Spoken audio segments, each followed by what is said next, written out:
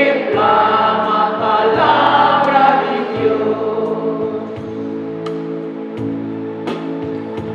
los que escuchan palabra de Dios, los que vivan palabra de Dios, los que claman palabra de Dios.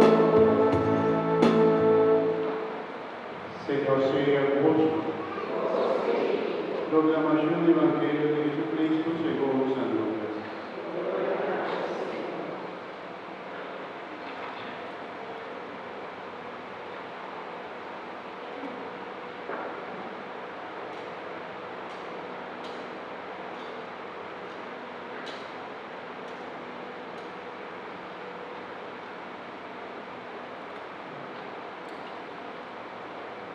En el templo haya Jesús racconta a suoi discepoli e parabola carne.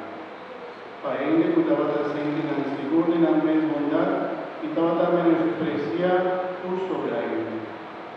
Él avisará un día dos hombres a su bailero por parece.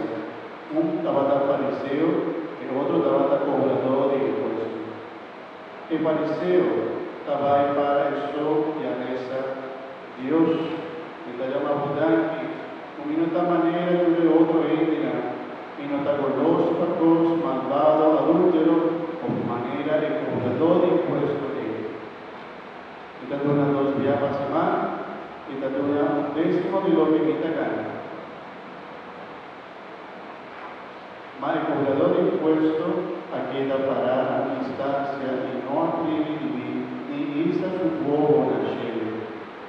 El abate lleva su pecho como señal de arrepentimiento y dice: Señor, ten misericordia de mí, mujer pecador.